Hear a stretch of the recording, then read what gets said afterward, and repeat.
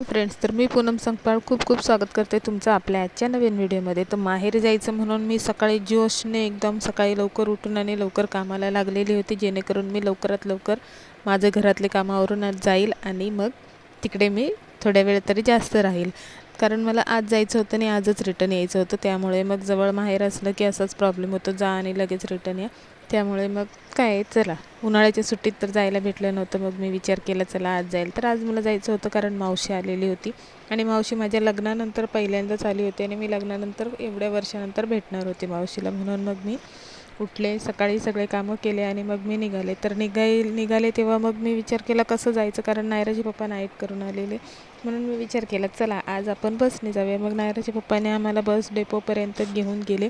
खूप सारं ऊन होतं, एकदम रखरखीत ऊन होतं.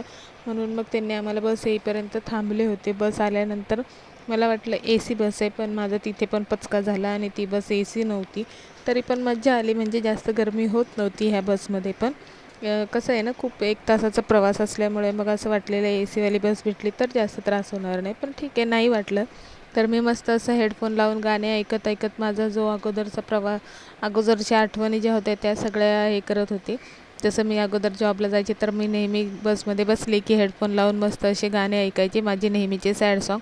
तर मस्त आम्ही बसमधून उतरल्यानंतर तिथेच बस स्टॉपवर आम्हाला घ्यायला आले होते पप्पा रिक्षा घेऊन.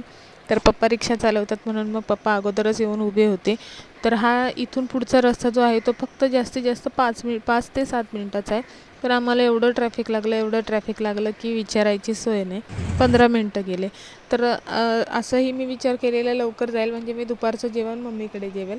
पण तसं होत नाही, कारण घरातली कामं काही आवरत नाहीत. तसंच माझंही झालं. मी खूप प्रयत्न केला पटापट आवरण्याचा, पण जे व्हायचं तेच झालं. तर मला निघता झालेले होते 3:30 झाल्यानंतर मग पुढे बस मिळाली. तर दुपारच्या जेवणाची तर वेळ गेली होती. म्हणून मी विचार केला चला आता संध्याकाळचं जेवण जेवून येईल. मग आम्ही घरी आलो. मस्त असं चहा पाणी वगैरे मम्मीने जे आयतं काय काय दिलेलं खायला प्यायला ते सगळं खाल्लं पिल्लं आणि मस्त असं थोड्या वेळ बसलो होतो गप्पा मारत. थोड्याशा गप्पा मारल्यानंतर मग मी एक मस्त अशी झोप काढली, कारण मला झोप आलेली. तर मम्मीचं स्वयंपाक होईपर्यंत मी थोडीशी झोप काढली. थोड्याशा मावशीबरोबर गप्पा मारल्या, थोड्याशा मम्मीबरोबर गप्पा मारल्या. तर मला तर असं वाटत होतं की मी आता मम्मीला बोलू की नाही. आता मी खूप कंटाळले, सगळं नाते निभवता मला खूप कंटाळा आला आहे. म्हणून आता मला असं नकोच आहे, मला बस झालं असं मला वाटलेलं. पण विचार केला की एवढ्या लवकर हार मानायची नाही, जेवढं आपल्याकडून जेवढं होईल तेवढं करत राहायचं. म्हणून मग मी तशीच शांत राहिले. तर त्याच्यानंतर मग मावशी आणि मम्मीबरोबर थोड्याशा गप्पा मारल्या. तर आणि मग ही भावाची मुलगी ही पण आलेली होती. तर मम्मीची मस्त आपलं चाललं होतं, मावशीला काही वस्तू देणं, मला काही वस्तू देणं.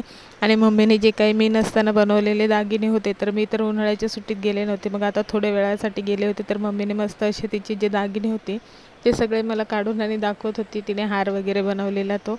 तर मला खूप म्हणजे वेगळंच वाटलं की म्हणजे आपण आईकडे गेल्यानंतर आपण तिथे नसतानासुद्धा ती आपल्याकडे जे दागिने वगैरे असतात ते किती पटकन आपल्याला दाखवले जातात. पण सासरी तसं होत नाही, लॉकरसुद्धा माहिती नसतं कसं असतं ते. तर त्यानंतर मग मस्त आम्ही जेवण वगैरे केलं. मस्त मम्मीने व्हेजमध्ये बनवलेलं होतं, कारण सॅटरडे होता म्हणून नॉनव्हेज बनवलं नव्हतं. तर मम्मीने मस्त असे दागिने बनवलेत. कधीतरी मी पुन्हा जाईल तेव्हा तुम्हाला नक्की दाखवेल. त्यानंतर मग जेवण झाल्यानंतर आम्ही निघालो, कारण नायराचे पप्पा आम्हाला घ्यायला आलेले होते आणि रात्र झालेली होती.